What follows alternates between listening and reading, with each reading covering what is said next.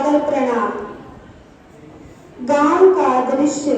एक गांव होता है, वह गांव हरा भरा गांव। गांव के चारों ओर नीम, पीपल, बरगद, आम व अन्य इमारती लकड़ियों के वृक्ष लगे हुए हैं। सब गांव वाले बड़ी खुशी से रहते हैं। पंचायत का दृश्य। सभी गांववासी बैठे हुए हैं। सरपंच हरि प्रसाद सभी गांववासियों को संबोधित करते हुए कहता है, मेरे प्यारे गांववासियों, सभी को नमस्कार। मैं आप सभी का आभार व्यक्त करता हूं कि आप सबने इस गांव को स्वच्छ एवं सुंदर बनाने में हमेशा मेरा सहयोग दिया।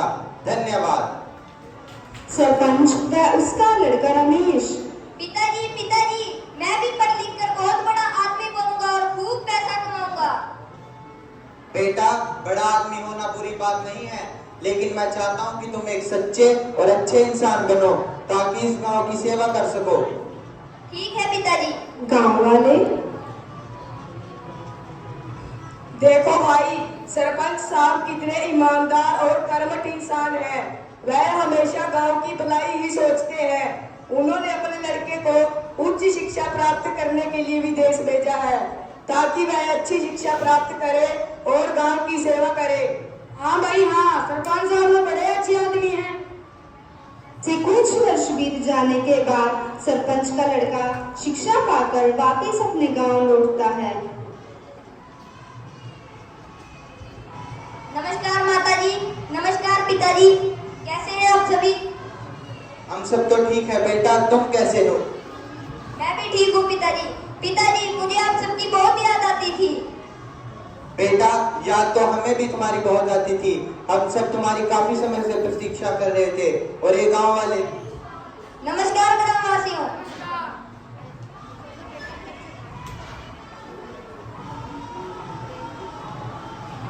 बेटा, तुम्हारी एमबी की पढ़ाई अच्छे से पूरी हो गई? हाँ माताजी, मेरी पढ़ाई अच्छे से पूरी हो गई है। तो बेटा, आगे क्या करने का सोचा है? पिताजी, मैं यही रहकर व्यापार करना चाहता हूँ। पिताजी, मुझे कोई ना कोई व्यापार तो शुरू करना ही है। क्यों ना मैं लकड़ी से संबंधित व्यापार शुरू कर लूँ। इसके लिए मुझे कहीं दूर भी नहीं जाना पड़ेगा, क्योंकि मैं देख रहा हूँ कि हमारे इलाके में बहुत सारे वृक्ष हैं जिससे कि मैं अपना व्यापार शुरू कर सकता हूँ। बेटा, व्यापार तो और भी किए जा सकते हैं, फिर प्रकृति के साथ क्यों छेड़छाड़ करना? इन वृक्षों को पालने में वर्षों लग जाते हैं और तुम इन्हें काटना चाहते हो। इसका भारी नुकसान उठाना पड़ सकता है। ओहो पिताजी, आप तो अनपढ़ों की जैसे बातें कर रहे हो। इसका क्या फायदा और क्या नुकसान? पिताजी, आपको क्या पता कि नई पीढ़ी कहाँ तक आगे बढ़ गई है। लोग चांद पर जाने की बात कर रहे हैं और आप यहीं पर पड़े हो। पिताजी, मैंने फैसला कर लिया है, मैं लकड़ी का ही व्यापार करूंगा।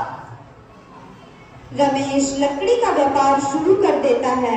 अपने आसपास के किसानों को लालच देकर लकड़ी खरीदना शुरू कर देता है।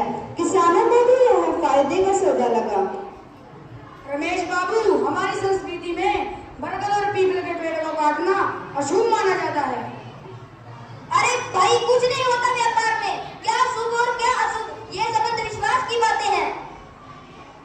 ठीक है, जैसा आपको अच्छा लगे। नहीं, अरे भाई, मुझे क्यों काट रहे हो? मैं तो तुम्हें 24 घंटे ऑक्सीजन देता हूँ।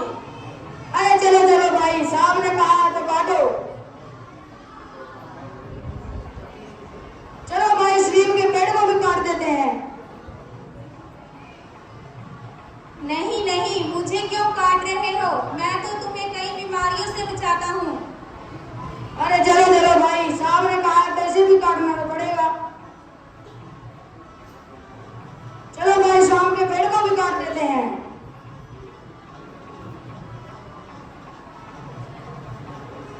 रुको, तुम मुझे क्यों काट रहे हो? मैं तो तुम्हें मीठे रसीले फल देता हूँ। अरे चलो भाई, साहब ने कहा तो इसे भी काट दो।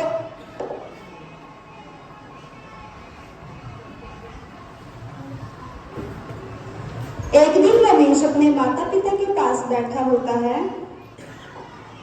देखा पिताजी, किस प्रकार मैंने अपनी पढ़ाई का पूरा फायदा उठाया और किस प्रकार इस व्यापार को इतना बड़ा कर दिया ठीक है बेटा, लेकिन तुमने नए पेड़ लगाने का भी तो वादा किया था। ओहो पिताजी, लगा लेंगे नए पेड़ भी। ठीक है बेटा। हरिप्रसाद अंदर ही अंदर दुखी हो रहा था, क्योंकि ये कुल्हाड़ी पेड़ों पर नहीं बल्कि उसके आदर्शों पर चल रही थी, जो उसका जीवन जीने का सहारा थे। हरिप्रसाद बहुत दुखी होता है। यह बात उसके दिमाग में घर कर जाती है और वह बीमार रहने लग जाता है। एक दिन अचानक हरिप्रसाद की तबीयत ज्यादा खराब हो जाती है। पानी पानी।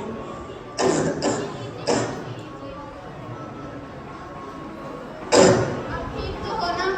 लगता है मेरा अंतिम समय आ गया। आप ऐसा क्यों बोल रहे हो? आप ठीक हो जाओगे। रमेश, रमेश देख तेरे पिता को क्या हो गया? पिताजी, उठिए पिताजी, क्या हुआ आपको? पिताजी आंखें खोलिए।